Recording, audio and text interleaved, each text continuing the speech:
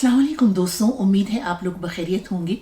और ये इस YouTube चैनल को जिन नए दोस्तों ने सब्सक्राइब किया है उनका बहुत खैर मकदम, और आपकी राय का भी मुझे इंतज़ार रहता है। और अगर आपको कोई कॉलम पसंद आए तो प्लीज़ उसे लाइक भी कीजिए। दोस्तों, आज आपसे मैं अपना एक वो कॉलम शेयर करना चाहती हूँ जो मैंने नवाज शरीफ को सज़ा मिलने से पहले लिखा था, और जिसमें पाकिस्तान की सियासी तारीख का बहुत मुख्तसर सा तज्जियाती अहाता किया था। चंद दिन पेशतर पाकिस्तान के वज़ीर दाखिला रिटायर्ड ब्रिगेडियर एजाज शाह का एक बयान सुना तो ख्याल आया कि क्यों ना आपसे ये कॉलम शेयर करूं, क्योंकि वज़ीर दाखिला के बयान ने एक तरह से जो तज्जिया मैंने लिखा था उसकी तस्दीक कर दी है। तो लीजिए कॉलम सुनिए।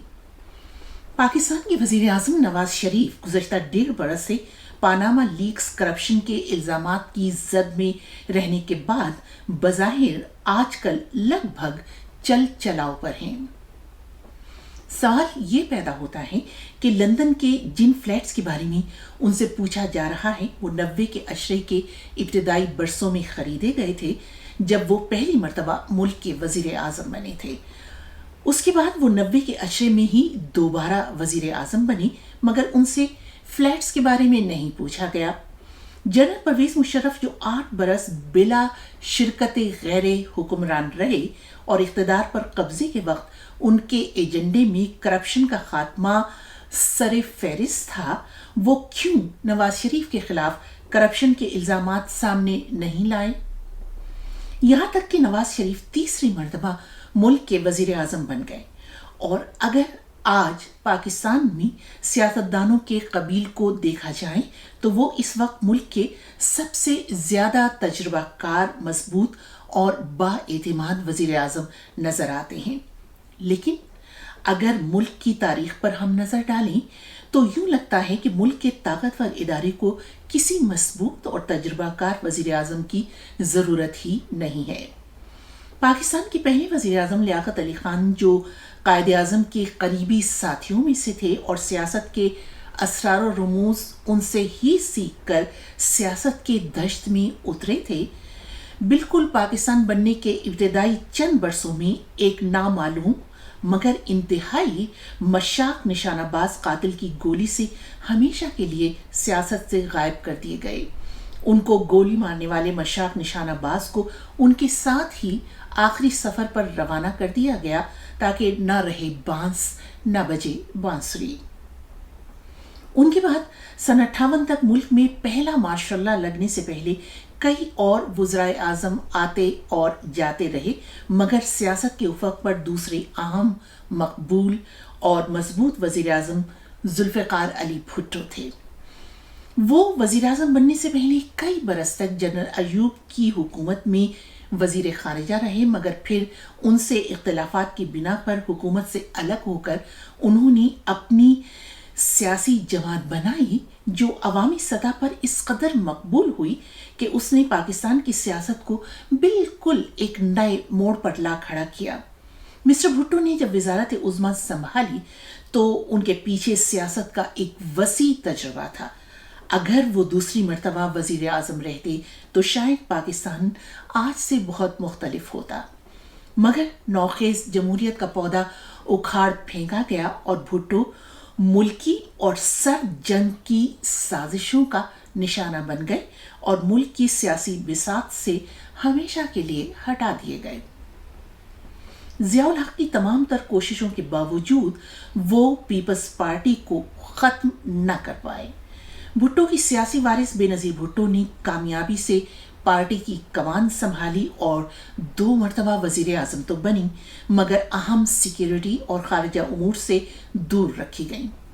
एक मरहले पर उन्होंने हमसाया मुल्क भारत के साथ ताल्लुकात बेहतर बनाने की कुछ कोशिश की तो उन्हें सिक्योरिटी रिस्क करार देकर उनके शोहर पर करप्शन के इस कदर मुकदमात बनाए गए कि बेनज़ीर ने मुल्क छोड़ने में ही आफियत समझी। लेकिन 2007 में वो अमेरिका के तवस्सुत से उसी जनरल मुशर्रफ से मुआहदा करके लौटी जो उनके पार्टी सरबराह रहने को कतई तौर पर खारिज अज़ इम्कान करार दे चुके थे। उस वक्त यूं लगा कि वो हालात اور سیاست کی چھلنی میں چھن کر ایک ایسی تجربہ سیاستدان بن چکی ہیں جو ملک کے بہتر مستقبل کے لیے ایک مضبوط رہنما ثابت ہوں گے. لیکن کوئی کردار ادا کرنے سے پہلے ہی وہ انتخابی مہم کے دوران دن دہاڑے قتل کر دی گئیں. ان کے منظر سے ہٹنے کے بعد ان کی پارٹی قومی منظرنامے کے بجائے کم و بیش ان کے آبائی صوبے تک محدود ہو کر رہ گئی. اب دوسری بڑی جماعت پاکستان مسلم لیگ نواز کی باری ہے، جس کے سربراہ نواز شریف دشت سیاست میں طویل مسافت کے دوران 3 مرتبہ وزیر اعظم بننے اور جلا وطنی کی زندگی گزارنے کے بعد اس نتیجے پر پہنچ چکے ہیں کہ اگر قوموں کی برادری میں سر اٹھا کر چلنا ہے تو ایک مضبوط معیشت چاہیے. تیسری مرتبہ وزیر اعظم کا حلف اٹھانے سے پہلے انہوں نے بی بی سی کے نامہ نگار کے اس سوال کے جواب میں کہ اب وزیر اعظم بننے کے بعد آپ کی پہلی 3 ترجیحات کیا ہوں گی، تو انہوں نے کہا معیشت، معیشت اور معیشت. ظاہر ہے کہ وہ سمجھتے تھے کہ یہ ہدف حاصل کرنے کے لیے ہمسایہ ملک بھارت اور افغانستان سے اچھے تعلقات استوار کرنے کے لیے کچھ بولڈ فیصلے کرنے ہوں گے، جس کے لیے وہ پہلے بھی کوششیں کرتے رہے، اور یہ ان کے سیاسی تجربے کا نچوڑ ہے.